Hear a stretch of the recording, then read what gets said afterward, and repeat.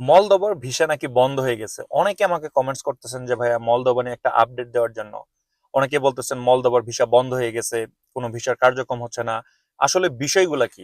বিষয়গুলো নিয়ে যদি আমি আপনাদের সঙ্গে খোলামেলা আলোচনা করতে যাই, সেই ধারাবাহিকতা আমি আপনাদেরকে বলবো যে মলদোভার ভিসা এখনো বন্ধ হয়নি। মলদোভার ভিসা রেশিও আলহামদুলিল্লাহ অনেক ভালো।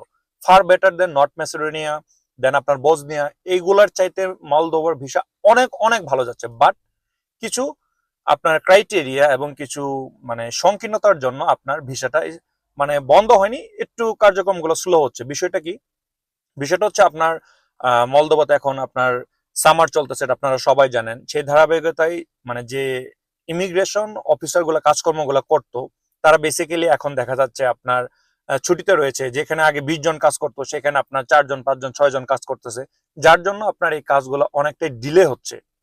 বাট আশা করি ইনশাল্লাহ এই মাসের শেষে আপনার সবকিছু আলহামদুলিল্লাহ ভালো হয়ে যাবে। আপনারা যারা মলদোভার জন্য আবেদন করতে চান, আমি মনে করি যে ভালো একটা মাধ্যম দিয়ে এখনই আপনারা আবেদন করেন, এটা আপনাদের জন্য ভালো সময় যাচ্ছে।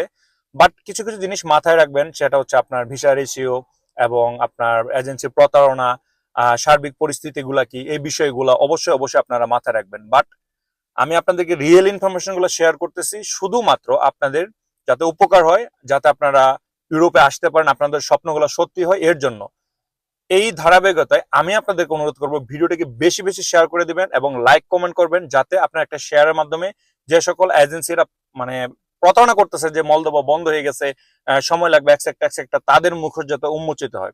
সো ভিউয়ার্স, মলদোভা নিয়ে যদি আরো কিছু জানার থাকে অবশ্যই কমেন্টস করবেন। পরবর্তী কোনো একটা ভিডিওতে আমি বিস্তারিত আলোচনা করার চেষ্টা করবো। সো সবাই ভালো থাকবেন, আমার জন্য দোয়া করবেন, আপনার জন্য দোয়া রইল। আসসালামু আলাইকুম।